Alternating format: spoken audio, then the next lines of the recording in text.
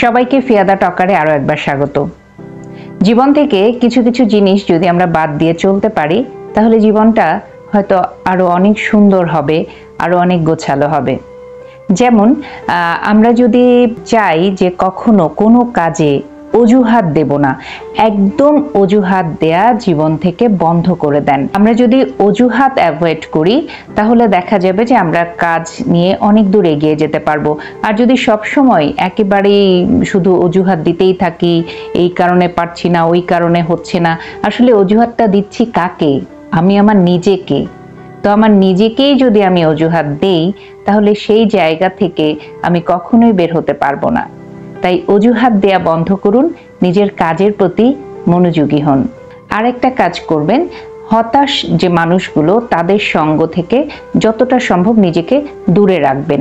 কারণ যারা হতাশাবাদী তারা শুধু হতাশার গল্পই করে, নিজের জীবনে হতাশা ছড়ায় এবং তার আশেপাশে যারা থাকে তাদের জীবনেও হতাশা ছড়ায়। তো এই রকম মানুষের সাথে আপনি যখন ওঠা বসা করবেন তখন আপনার মধ্যেও হতাশা একেবারেই ঘিরে বসবে।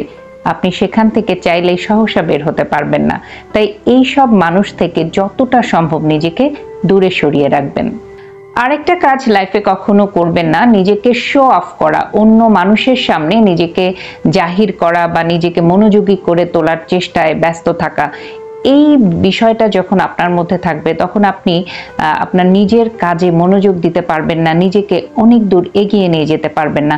কারণ আপনার সব সময় একটা ইন্টেনশন থাকবে নিজেকে অন্যের সামনে তুলে ধরা।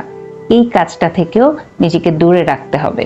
জীবনে আনন্দ, হাসি, ঠাট্টা এগুলো থাকবেই, কিন্তু সব সময় জীবনকে একেবারে আনন্দের মধ্যেই ডুবিয়ে রাখার চিন্তা মাথায় রাখবেন না। কারণ জীবনে ভালো থাকতে হলে, ভালোভাবে চলতে হলে আরো অনেক কিছু কাজ আপনার করতে হবে। কিন্তু সব সময় যদি আনন্দ করতে গিয়ে একেবারে জীবনটাকে সেই জায়গায় আপনি আটকে ফেলেন তাহলে কখনো জীবনের বাকি সময়গুলো বা অন্য সময়গুলো ভালো থাকা সম্ভব হবে না।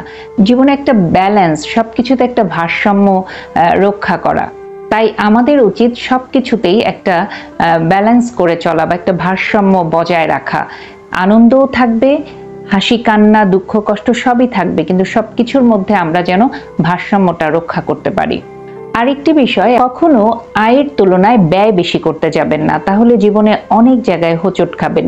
কারণ আপনার যা আয় আপনি জানেন, সেই অনুযায়ী আপনার ব্যয়ের একটা তালিকা আপনি তৈরি করতে পারেন, আপনার মাথার মধ্যে সেটা গেঁথে নিতে পারেন। আপনার কোন জায়গায় কতটা বরাদ্দ রাখতে হবে সেটা আপনার নিজেকেই সেট করতে হবে। কিন্তু আপনি যদি আপনার আয়ের তুলনায় ব্যয়টা বাড়িয়ে দেন তাহলে পরবর্তী সময়গুলোতে আপনাকে অনেক কিছু কষ্ট পোহাতে হবে।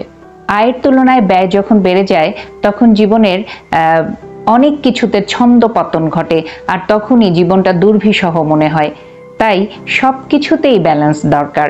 আপনার চলাফেরা, খাওয়া দাওয়া, আপনার আয় ব্যয় সব কিছু হিসেব নিকেশ করেই চলা প্রয়োজন। আর আপনি যখন এই হিসেব নিকেশটার মধ্যে নিজেকে ফেলতে পারবেন, এরকম একটা রুটিন মাফিক নিজেকে তৈরি করে নিতে পারবেন, তখনই দেখবেন জীবনে হতাশা কাজ করবে না, জীবনটা দুর্বিষহ মনে হবে না, জীবনটা অনেক আনন্দের, জীবনটা অনেক সুন্দর।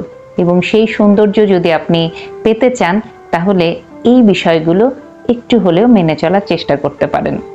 হয়তো এই বিষয়গুলো আমরা সবই জানি কিন্তু আমরা মানি না।